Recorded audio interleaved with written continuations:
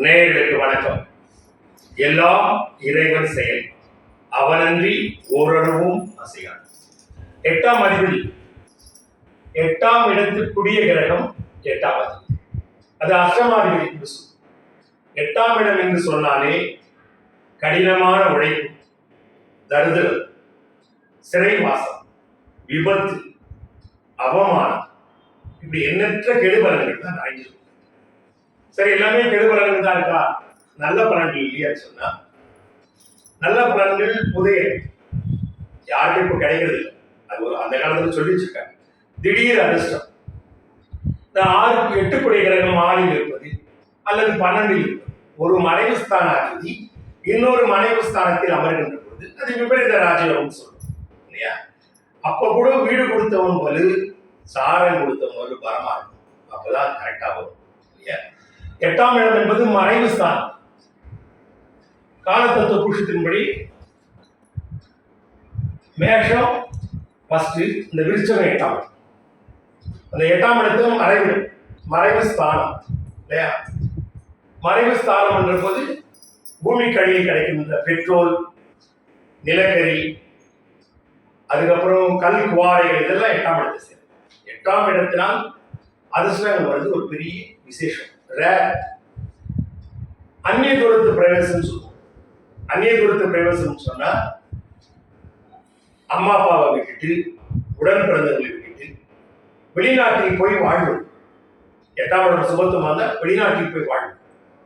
அது அந்நிய தூரத்து பிரவேசம் ஒரு அவயோகமாக தான் சொல்லப்படும். இப்போ நவீன காலத்தில் நல்ல வசதிகள் வந்துட்டு, இந்த உடனே வீடியோ காலில் பேசுறோம், ஃபிளைட் ஏறி போறோம், உடனே செல்போன்ல பார்க்கலாம், செல்போன்ல பேசலாம், எல்லா வசதிகள் வந்துச்சு, வருமானங்கள் பெருசு. அதனால இன்றைக்கு அது யோகமாக சொல்லப்படுது. பொதுவாகவே 8ஆம் இடம் என்று சொல்லும்போது நிறைய பிரச்சனைகள், நிறைய சங்கடங்கள், இதுதான் 8ஆம் இடம். இப்போ இது ஒரு பெண்ணுடைய ஜாதகம். வழக்கம் போல டிகிரியோட சாரத்தோட ஆதிபத்தியத்தோடு சேர்த்து சொல்லி, கடக லக்னம் 3க்கும் 12 கூடிய புதன் லக்னத்துல திக்பலத்தோடு இருப்பார். பூசம் 1 4 டிகிரி, ராகு மகம் 4 10 டிகிரி, ராகு மகம் 4 10 டிகிரி, சந்திரன் பூரம் 4 25 டிகிரி. நீங்க பாத்தீங்கன்னா கேது இது சதயம் 2 10 டிகிரி, குரு பகவான் உத்திரட்டாதி 1 4 டிகிரி, சனி கடக லக்னத்துக்கு 7க்கும் 8 கூடிய சனி பகவான் நீசமாகி அஸ்வினி 3ஆம் மாதம் கேது சாதகம். கடக லக்னத்துக்கு ஆகாத சுக்கிரன் ஆட்சி பலத்தோடு, முழுமையான பலத்தோடு பாதக 11ஆம் தேதி பாதகஸ்தானத்தில் 2 கூடிய சூரியன் 12ல் மறைந்து திருவாதிரை 3 14 டிகிரி, செவ்வாய் கடக லக்னத்துக்கு யோகா 5க்கும் 10 கூடிய செவ்வாய், மிருகசீஷ 4 5 டிகிரி. இதுதான் ஜாதக அமைப்பு. பெண்ணுடைய ஜாதகத்தில் கிட்டத்தட்ட 27 28 வயசு தான். இப்ப நம்ம கல்யாணத்துக்கு என்ன நடக்கும்? 8ஆம் இடம் என்பது மாங்கல்யஸ்தான். 8ஆம் இடம் என்பது மாங்கல்யஸ்தான். ஒரு பெண்ணுடைய ஜாதகத்தில் 8ஆம் இடம் மிக மிக முக்கியம், மாங்கல்யஸ்தான். 8ஆம் இடத்துல பார்த்தீங்கன்னா 8 கூடிய சனி பகவான், 7க்கும் 8 கூடிய சனி பகவான் நீசம். அது கேது ஜாதகம். கேது 8ல் இருக்கு. இந்த 2ல் ராகு 8ல் கேது தப்பு இல்லையா? 2ல் ராகு 8ல் கேது என்பது நல்ல அமைப்புகள் அல்ல. 2ஆம் இடத்தில் இருக்கிற ராகு கேது ஜாதகம், 8ஆம் இடத்தில் இருக்கிற கேது ராகு ஜாதகம். சார பரிவர்த்தனை இதுக்கு என்னன்னா 7க்கும் 8 கூடிய சனி பகவான் கடக லக்னத்துக்கு லக்ன அசுபர் இருந்தால் கூட மிக மிக முக்கியமான கிரகம் சனிதான். 7க்கும் 8 7க்கு 8 உடைய நீசமாகி கேது சாரத்துல அந்த கேது கேட்டார். அப்ப 7ஆம் அதி பலத்தை இழக்கிறார், 8ஆம் அதி தன்னுடைய பலத்தை. மாங்கல்ய ஸ்தானம் நீசமானது மிக மிக தவறு. 8ஆம் இடத்துக்கு கேது அமர்ந்து அது சதயத்தில் இந்த எப்பவுமே சதயத்தில் இருக்கிற கிரகங்கள் அஸ்வனி, மகம், மூலம், திருவாதிரை போன்ற கிரகங்கள், சாரத்தில் இருக்கின்ற கிரகங்கள் நன்மை தராங்க. அப்போ இப்ப ரெண்டாம் இடத்துல ராகு, கேது சாரம். லக்னாதிபதி 2 இருப்பது நல்ல அமைப்பு தான். ஆனால் கூட அது பூரம் 4 பாதகாதிபதி சாரத்தில் இருக்கு. பாதகாதிபதி அங்கு வலுத்து எப்பவுமே பாதகாதிபதி ஒதுக்கக்கூடாது. பாதகாதிபதி வலுத்து பாதகாதிபதியுடைய சாரத்தில் இருக்கின்ற கிரகங்கள் ஒருபோதும் நன்மை செய்ய மாட்டாங்க. 2 கூடிய வீடு கொடுத்தவங்க பாருங்க, சூரியன் 12 வந்து அது ராகு சாரம். அப்போ இது ராகு கேது சாரம். 2 கோடியில் சூரியன் 12 வரைந்து ராகு சாரம். அப்போ ராகு கேதுனுடைய ஆதிக்கங்கள் அதிகமாக.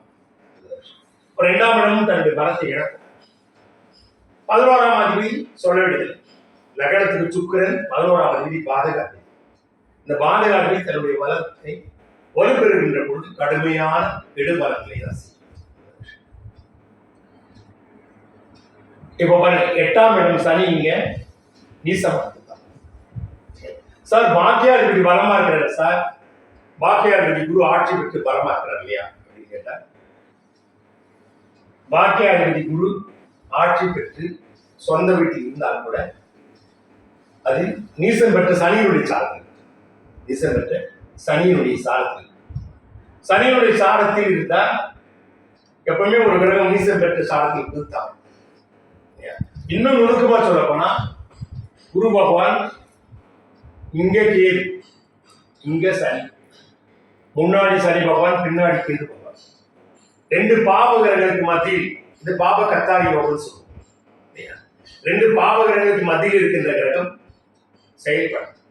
இது பாவ கத்தாரி யோகம் சொல்லுவோம். இங்க 8ஆம் இடத்தில் கேது, மாங்கலி சாரத்தில் கேது. அந்த கேது சாரத்தில் 8ஆம் அதிபதி சனி, அது வீசம். இப்போ மாங்கல்யம் பலம் இல்லாமல் போச்சு. இங்க பாருங்க, ஒரு பெண்ணுடைய ஜாதகத்தில் செவ்வாய் பெருசா சொல்லும். செவ்வாய் தான் கணவனை குறிக்கும்.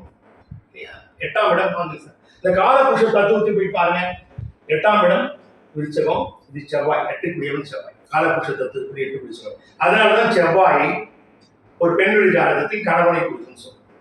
அந்த செவ்வாய் சுயச்சாரத்தில் இருந்தால் கூட அது 5 டிகிரி, இது 7 டிகிரி. சனியுடைய 3ஆம் பார்வை கரெக்டா 7 டிகிரி, அது 5 டிகிரி. செவ்வாய் அஸ்தமனம், அது 5 டிகிரி. சூரியன் 14 டிகிரி, 5 டிகிரி அஸ்தமனம். செவ்வாய் அஸ்தமானமானது தவறு. அதுக்கப்புறம் சனியுடைய பார்வை. அப்ப செவ்வாய் பலம் இல்லாமல், கணவனுடைய ஸ்தானம் கணவனை குறிக்கின்ற செவ்வாய் பலத்தை இழப்பார். இன்னமும் சொல்ல போனா பாருங்க, இந்த கடகலகத்துக்கு யோகாதிபதி செவ்வாய் அஸ்தமனம் 5 கோடி செவ்வாய். 5 கோடிகள் யாரு? புத்திரஸ்தானாதிபதி, அது அஸ்தமனம். புத்திர காரகன் பாருங்க, நீசம் பெற்ற சனி சார், பாபா கத்தாரி வந்திருப்பாங்க. அப்ப குழந்தைகளே இல்லை. இதுதான் எல்லா விஷயத்திலிருந்து மாங்கல்ய பலம் இல்லை, குழந்தைகள் இல்லை, குடும்பஸ்தானாதிபதி பலம் இல்லை. அதுக்காக தான் இந்த ஜாதகத்தை நான் எடுத்தேன். இந்த ஜாதகத்தில் எப்ப கல்யாணம் ஆகுன்றது, கல்யாணம் ஆனால் கூட அது நிலைக்குமா மிகப்பெரிய கேள்வி. இப்ப பாருங்க, ஜாதக பிரகாரம் தசாபுத்தி பாருங்க பிரகாரம் பார்த்தா சுக்கிரன் 1 வருஷம், அதுக்கப்புறம் 6 வருஷம் சூரியன், அதுக்கப்புறம் 10 வருஷம் சந்திரன், செவ்வாய். இந்த 24 வயசுக்குள்ள எல்லாம் முடிஞ்சிச்சு. இப்ப ராகு தசை சுய புத்தி. இந்த ராகு தசை சுய புத்தி கண்டிப்பாக திருமணம் பண்ண. குரு புத்தி பண்ணமானா குருவும் ராகும் ஆறிட்டார். சனி புத்தி பண்ணமான்னு சொன்னா சனி அது நீசமா இல்லையா? நீசமா சனி புத்தி பண்ண. அடுத்து புதன் புத்தி, நீசம் பெற்ற சனியினுடைய காலில் புதன். அதுக்கப்புறம் கேது புத்தி, சுக்கிர புத்தி, இப்படி தள்ளிட்டே போயிடும். திருமணம் என்பது மிகப்பெரிய அரிது, ஆனாலும் அது நிலைக்காது. ஏன்னா இது ஒரு மாங்கல்ய தோஷம். 8ஆம் அதிபதி பாதத்தில் இழக்கிறார். இதான் இந்த ஜாதகத்தை எடுத்து இந்த ஜாதகத்தை உங்களோடு பகிர்ந்து கொள்வதில் உண்மையிலேயே மனப்பூர்வமாக திருப்தி அடைகிறது. என்னுடைய போன் நம்பர் கொடுத்துருக்கேன், 9283139335. போன் பண்ணுங்க. என்னிடத்தில் ஜாதகம் பார்த்து விரும்புறவங்க டேட்டா பார்த்து, டைம், பிளேஸ் பார்த்து வாட்ஸ்அப் அனுப்புங்க. தயங்காம போன் பண்ணுங்க. அது போன் பண்ணதுக்கே ஒரு சில தயக்கம். ஹாய் சொல்றீங்க, குட் மார்னிங் சொல்றீங்க, பேச மாட்டேங்க. பார்த்துக்கோங்க. திருமணம் பொறுத்த கூட அன்னைக்கே பார்க்கலாம், தவறு இல்லை. கண்டிப்பாக பார்க்கலாம் இல்லையா? அடுத்த முறை வேறொரு நல்ல வீடியோவில் உங்களை சந்திக்கிறேன். விடைபெறுகிறேன். நன்றி. வணக்கம்.